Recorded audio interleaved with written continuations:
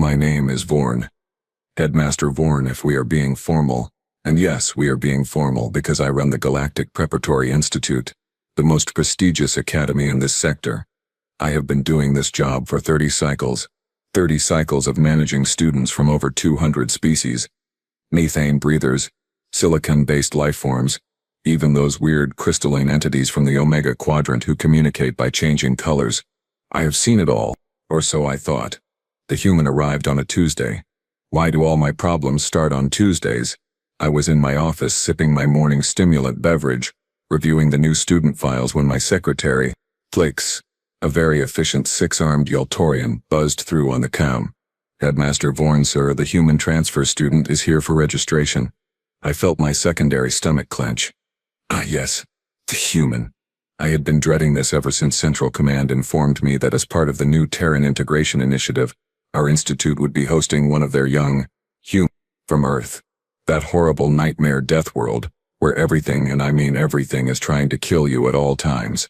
Send him in, I said, straightening my ceremonial sash and trying to look appropriately authoritative.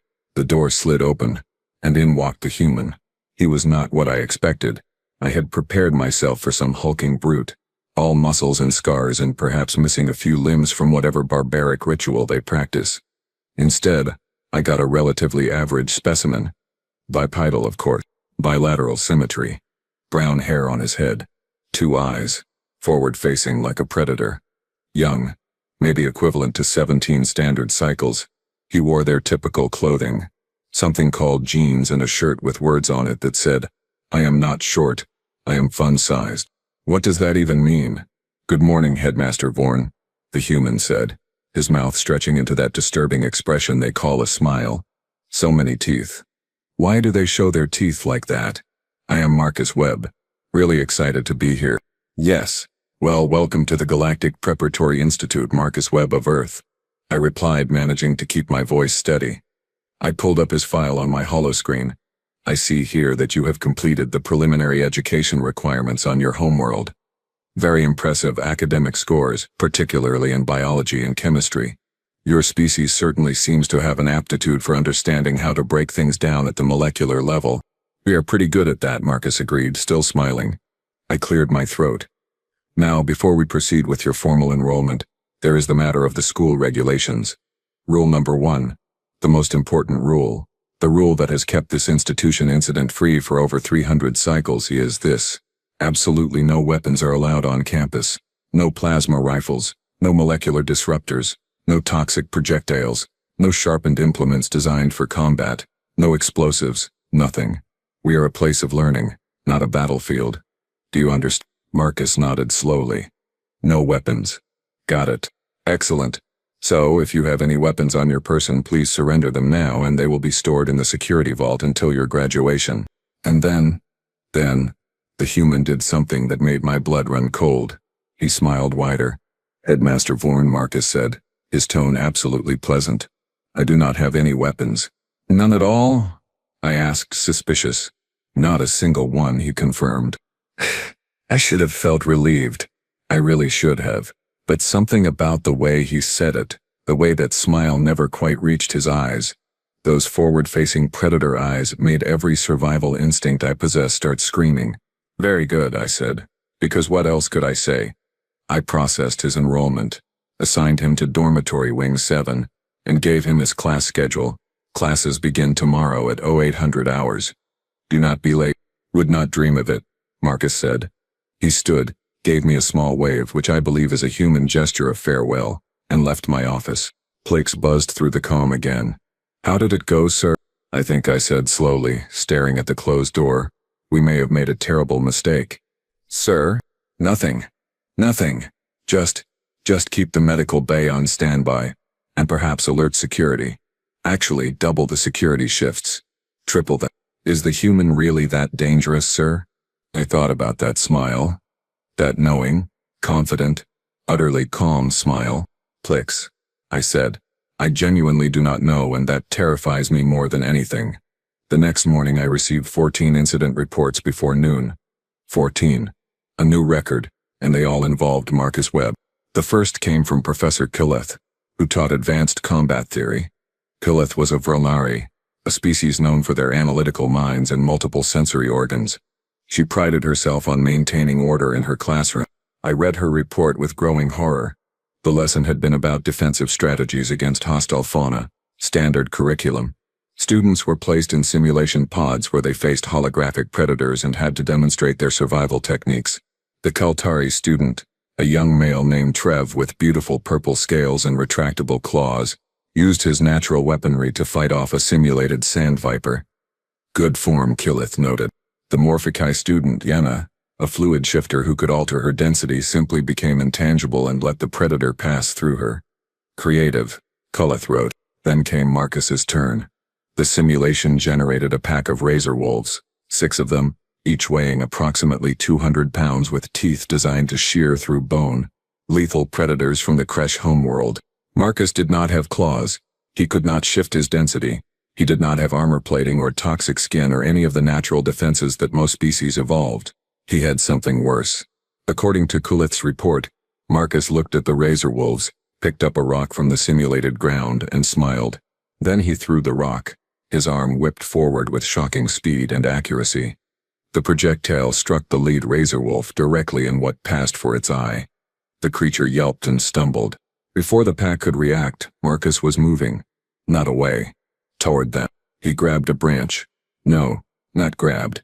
He ripped it from a tree with what Killith described as casual violence, and used it as a club. When the branch broke, he used the jagged end as a spear.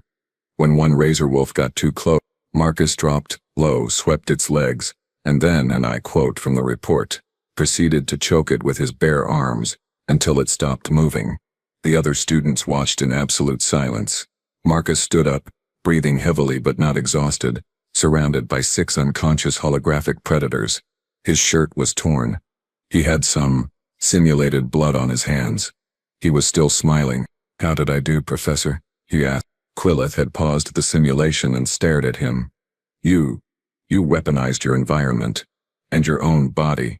I have never seen a student do that with such efficiency. Oh, Marcus said, sounding genuinely confused. Is that not normal? Trev, the Kaltari student, raised one claw nervously. Most species rely on their natural advantages. Our claws, our venom, our shells. You do not have any of those things. Marcus looked down at himself as if noticing this for the first time. I guess not. But I mean, humans do not really need built-in weapons. We have got thumbs. He wiggled his fingers, and several students flinched. Opposable digits. Great for grabbing things, making tools, choking. You know, versatile. Choking? Yenna asked, her voice wavering. Well, sure. Humans are endurance predators. Back on Earth, before we invented all our fancy technology, we used to hunt by just following prey until it collapsed from exhaustion. Could take hours, sometimes days, but we would just keep going. Never stopping. Never getting tired. And once the prey could not run anymore, Marcus made a grabbing motion. Game over. The classroom went very quiet. That is horrifying, Trev whispered. Is it? Marcus seemed genuinely surprised. I mean, lions do the same thing, kind of. So do wolves. Predators hunt. That is just nature. But you do not look like a predator, Yenna protested. You are small. No claws. No fangs. Your skin is not even armored. Marcus shrugged. Yeah, but we have got really good stamina. And sweat glands. Most predators on Earth overheat when they run. We do not. We can just keep going. Also, we heal pretty fast. Break a bone, give it a few weeks. Get cut, scab over. Lose blood. We make more. Human bodies are basically designed to take damage and keep functioning. Professor Killith had ended class early. I read through the rest of the incident reports. They followed a similar pattern. In basic chemistry, Marcus had casually mentioned that humans can consume ethanol, a literal poison, for recreational purposes. The teacher had required medical attention for stress-induced palpitation. In physical education, Marcus had completed the endurance course designed for species with enhanced cardiovascular systems. He finished in the top 15%, without enhancements. The coach wrote, his heart rate barely elevated. How is this possible? In xenobiology, when the topic of toxins came up, Marcus cheerfully explained that humans regularly eat capsaicin, a chemical that causes pain in most life forms, because, quote, it tastes good and makes food interesting. By lunchtime, half the student body was terrified of him and he had no idea why. I decided to observe lunch period personally. I needed to see this human in his natural habitat, so to speak. The cafeteria was a large space designed to accommodate various species. Different atmospheric zones, different temperature controls, different food dispensaries. It usually ran like a well-oiled machine. Marcus walked in, tray in hand, and proceeded to the human-compatible food section. We had done our research, stocked items that would not kill him. Fruits, vegetables, proteins. Simple. I watched as he loaded his tray with items that made my stomachs churn. Tomatoes, which are acidic enough to burn through certain metal alloys. Peppers containing capsaicin, which I now knew was essentially chemical warfare in food form. Something called peanut butter, which could trigger fatal allergic reactions in humans themselves, yet they eat it anyway. He sat down at a table near a group of Vrelnari students, including Trev and Yenna from his earlier class. They looked at his tray with expressions ranging from curiosity to horror. "What is that?" Trev asked, pointing at a bright red item. "Oh, this? A strawberry," Marcus said, biting into it. "Pretty common earth fruit. Sweet, little bit tart. Really good. It looks like a compressed organ," Yenna said faintly. Marcus paused mid-chew. I guess it kind of does, yeah. Huh. Never thought about it that way." He continued eating. I noticed he consumed his food quickly, efficiently, barely pausing between bites. A feeding strategy. Minimize time spent vulnerable. "So, Marcus," Trev ventured, "I have been curious.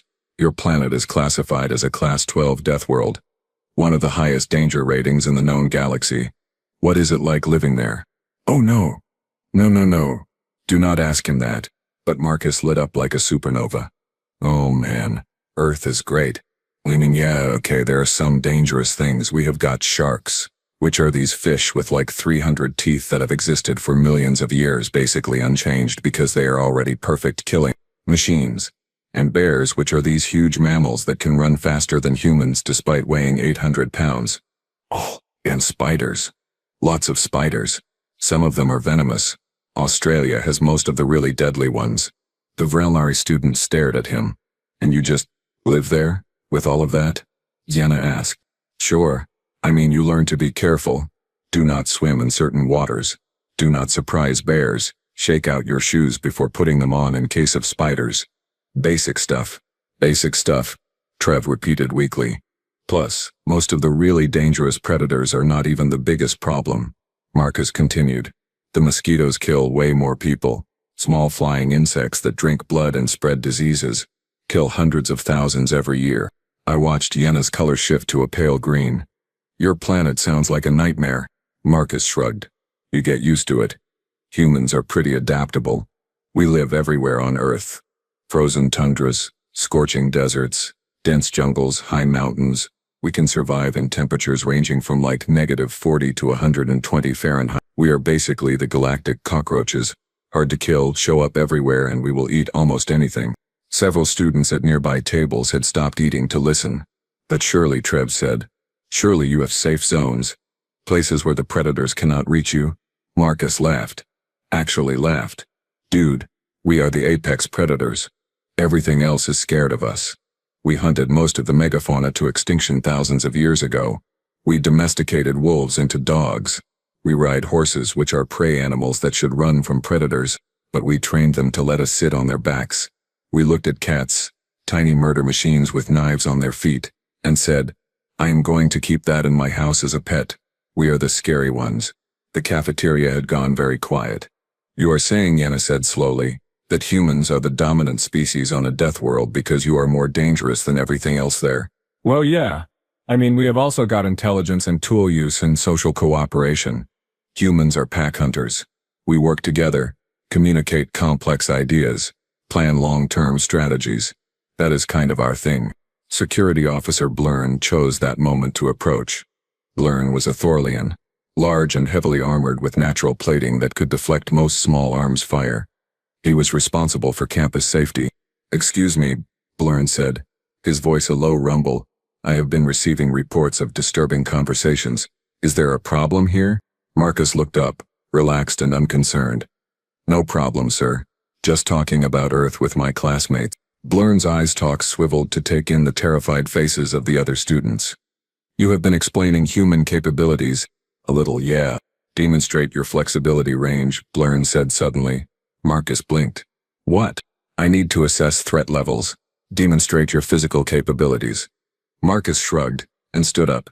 Then he proceeded to bend backward until his hands touched the floor behind him. His spine curved in a way that should have been anatomically impossible. Several students gasped. He straightened up. Like that? Temperature tolerance. State your range. Comfortable range is like 65 to 75 Fahrenheit, but I can function from about -40 to 120, lower if I have proper clothing, higher for short periods.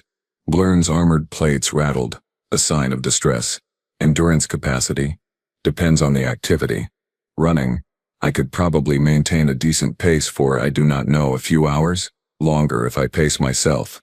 Walking? Basically indefinitely as long as I have water and food. Recovery time from injury. Small cuts heal in days, broken bones take weeks, lost blood gets replaced pretty quick. Our bodies are good at patching themselves up. Blurn turned to me.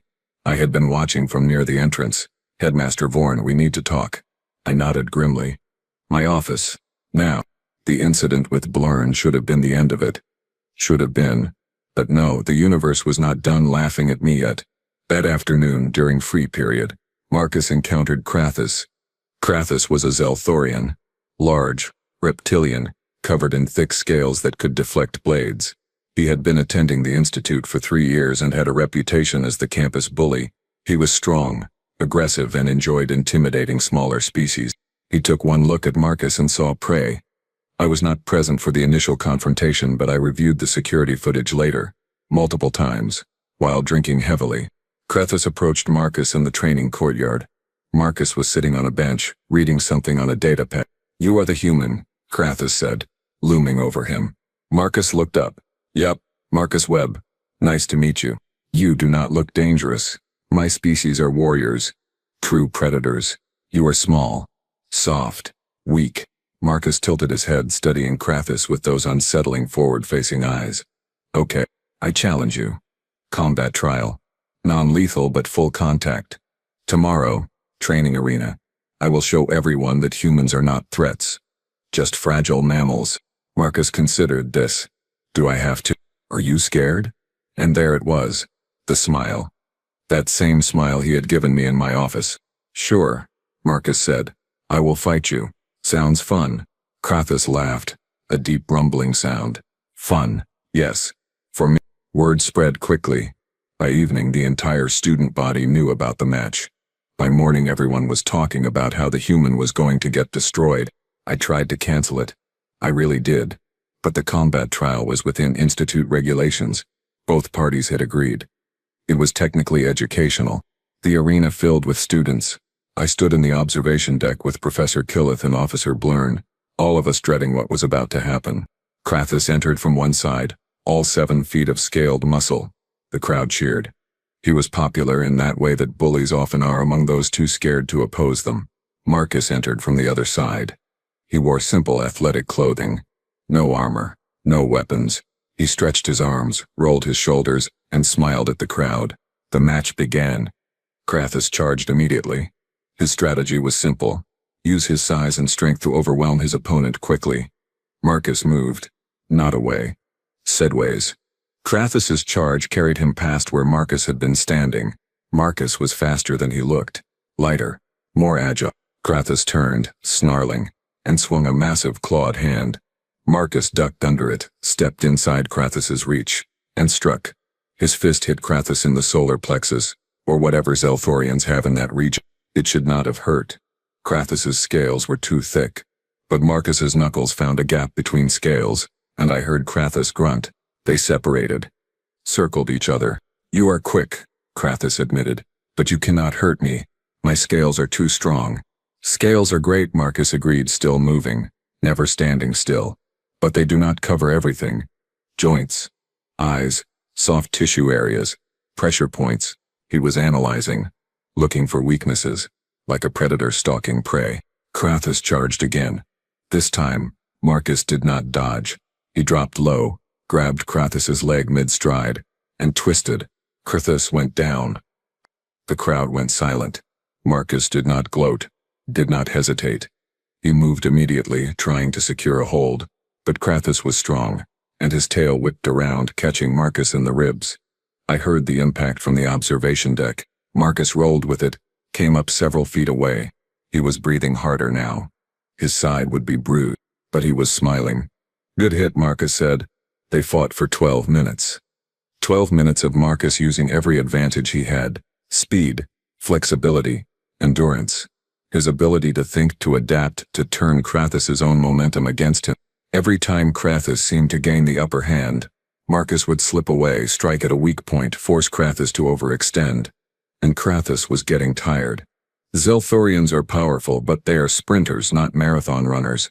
Their muscles are designed for explosive force, not sustained activity. Humans are the opposite. By minute 15, Krathis was breathing heavily. His movements were slower. Marcus had barely slowed down. "How?" Krathis gasped. "How are you still going?" "Stamina," Marcus said, circling him like a shark. "I told you, endurance predators, we do not stop." Krathis tried one more charge, but his heart was not in it. Marcus sidestepped, grabbed Krathis's arm, used the momentum to throw him off balance, and then, with a technique I later learned was called a chokehold, wrapped his arms around Krathis's neck from behind. "Tap out," Marcus said quietly. "This is over." Krathis struggled for a moment, then slapped the ground. The universal sign of surrender. Marcus released him immediately and stepped back. The arena was silent. Then Trev started clapping. Then Yenna. Then others joined in. Marcus helped Krathis to his feet. "You fought well," Marcus said. "You are really strong. That tail hit was brutal." Krathis stared at him with a mix of respect and existential dread. "You are terrifying." "Thanks," Marcus said, apparently taking that as a compliment. That evening, I called Marcus to my office. He arrived promptly, looking tired but satisfied. The medical scan showed bruised ribs, minor abrasions, and muscle strain. Nothing serious. He would be fine in a few days.